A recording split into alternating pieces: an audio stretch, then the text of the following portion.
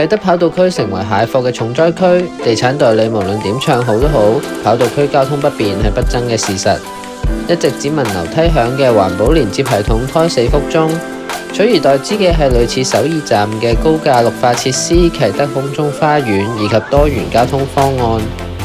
呢啲替代方案似乎連發展商都說服唔到，要另外將跑道區包裝成 Park Peninsula 海灣半島。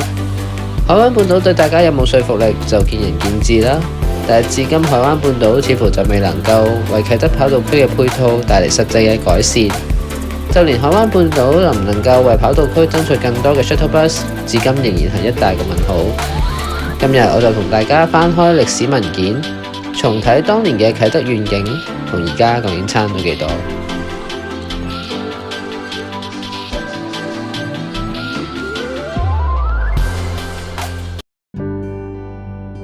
喺而家嘅啟德跑道區，最為人詬病嘅就係跑道區末端嘅掘頭路啦。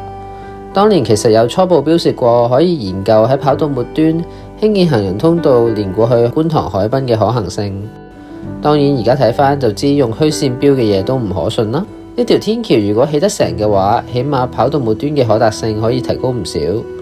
過往喺跑道公園曾經舉辦過多個大型活動，都因為交通大混亂而成為公關災難。郵輪碼頭嘅位置荒蕪，而家位於跑道公園嘅方艙醫院更好大機會變身成為青年嘅房屋。而郵輪碼頭對出原本預留做旅遊中樞嘅 4D2 用地則發展無期。經過改劃之後，郵輪碼頭嘅周邊只係剩返高雲流標嘅 4C4 同 4C5 兩幅商業用地。政府話土地會用嚟配合郵輪碼頭發展，所以就唔會改劃啦。喺鳥不生蛋嘅啟德跑道區，呢兩幅用地或者好似安達臣咁發展做區域商場，照顧內需，更能夠殺出血路。撇開方艙醫院嘅部分，跑道區末端嘅規劃其實同當年嘅願景分別不大。如果郵輪碼頭同旅遊中樞可以一併向北移去體育園旁邊，相信更能夠產生協同效應。不過因為土瓜灣避風塘同啟德明渠嘅關係，郵輪碼頭嘅位置似乎難以移動，除非要將成個土瓜灣避風塘都搬走。如果當年嘅如意算盤打得響嘅話，旅遊中樞嘅用地可以用嚟發展酒店或者 Outlet 於一身嘅綜合項目。當然開 Outlet 最重要嘅元素係要有大品牌啦，如果唔係就會好似葵興嗰個佛羅倫斯小鎮咁啦。而郵輪碼頭本身嘅設計亦都有好多改善嘅空間，除咗交通交匯處嘅設計毫不人性化之外，而家嘅設計就算人喺天台公園都好難好似西九文化區咁樣可以飽覽成個維港海岸線嘅地方。值得留意嘅係喺呢一個版本嘅願景係冇輕軌嘅，但係我覺得如果當年嘅願景全部成真嘅話，輕軌都唔係必要啊。後面我會再講。啟德跑道區最失敗亦都目前最變味嘅地方就係跑道休閒區啦，亦即係而家蟹貨重災區嘅地方。啟德跑道區總共有15塊可以出售嘅土地，喺原本嘅規劃入邊，商住比例接近55比，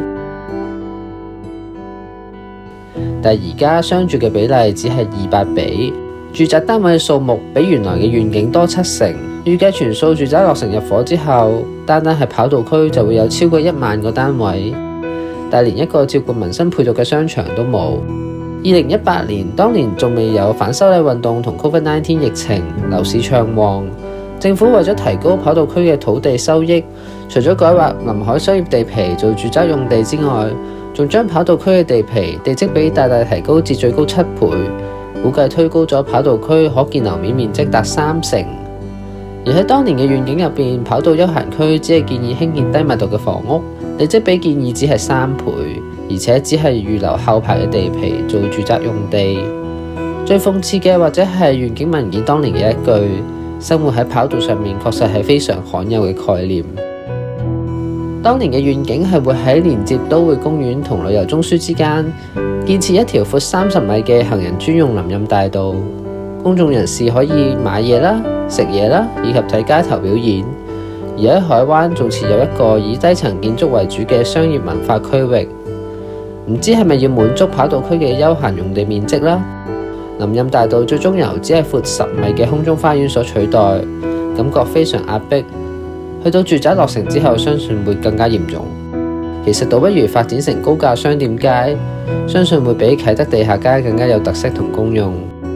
如果當年嘅跑道休閒區獲得保留，亦都可以好似以前九龍站咁，開設公眾能夠使用嘅高爾夫球場或者開博物館，展述啟德嘅歷史，感覺上都會幾唔錯嘅。最後講到仲未公佈設計喺啟德發展區嘅都會公園，相信能夠喺2028年開幕嘅機會都唔大啦。而政府只係公佈咗都會公園周邊嘅海濱長廊設計，包括連接啟德體育園同跑道區一段嘅海濱長廊，以及將海濱長廊連接去到住宅項目嘅休憩用地，預計會喺2023年年底逐步啟用，以配合啟德體育園開幕。當年佈局都會公園嘅時候，希望都會公園能夠作為九龍嘅維園。不過都會公園而家將跑道區嘅住宅同啟德體育園完全分隔開，令跑道區嘅住宅變為孤島，比白石角更加荒蕪。既然啟德體育園成個佈局都係向新加坡體育城致敬嘅話，都會公園倒不如參考新加坡嘅東岸公園，設有唔同嘅獨有遊樂設施、水上活動公園同滑板公園，為海濱增添活力。啟德跑道區嘅規劃走樣，但發展商就話因為單位能夠飽覽維港嘅美景，定價參照港島東。你又有冇信心喺全部項目落成之後，啟德跑道區能夠成為另一個太古城呢？